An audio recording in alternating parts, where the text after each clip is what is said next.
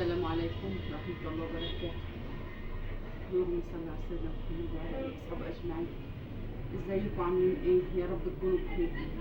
أنا بقالي كتير ما صورتش معاكم عشان كنت تعبانة، كان ظهري تعبان، بس أنا لما قدرت رحت السوق النهارده وقلت لفاطمة اصحي صوريني، مرضتش تصحى تصور.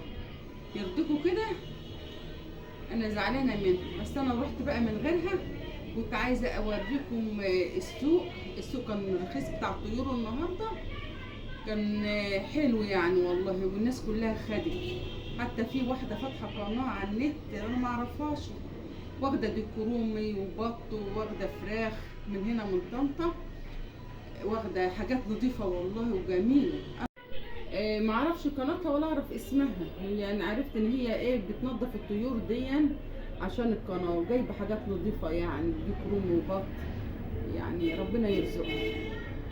الفراخ بقى الامهات كانت ب 35 ب 36، كنت جايباها ب 36، دلوقتي ب 30 نزلت. والفرخه دي ب 65 وفي ب 45 وب 40. كان السوق النهارده بتاع الطيور جميل، الحاجه فيه رخيصه، وطلعت منهم بطين وفي ناس بتاخدهم تحطهم في البلكونه ولا حاجه يبيضوا، بس الواحده منهم ب 45 الامهات. والبطاطا 3 ب10، والطماطم كيلو ونص ب10. كان السوق النهارده حلو، بس الفلاحين اللي ماسكين في اللبن وماسكين في الزبده وماسكين في الجبنه بقت حاجه صعبه والله معاهم. يعني الزبده البقري ب110، والجاموسي البيضه ب135 وب130. هم بقوا ماسكين في كل حاجه. الفلاحين بصراحة والله بقوا هم مغلين كل حاجة. حتة الجبنة قد كده ب7 جنيه، اللبن ب16 جنيه وب18 جنيه. ايه ده؟ وتيجي تكلمي يقولك اذا كان عاجبك، يعني مش عاجبك سيبيها والله.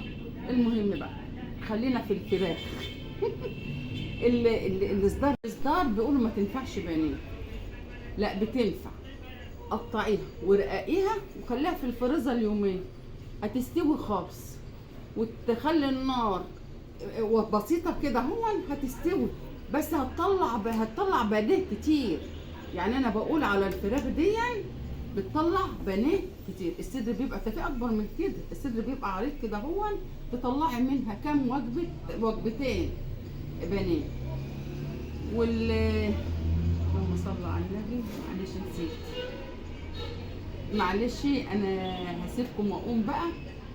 بس ولادي بيقولوا لي يا ماما اقعدي ارتاحي، محدش بيعمل لك لايكات ولا اشتراكات ولا حد بيعبرك. ريحي نفسك. عبد الله شمتان فيا، وفاطمه ما بترضاش تصور لي وشمتانه فيا. يرضيكوا كده؟ لو انتوا عايزيني معاكم اعملوا لي اشتراكات، لو انتوا عايزين تشوفوني تاني. واشوفكم على خير. السلام عليكم ورحمه الله وبركاته.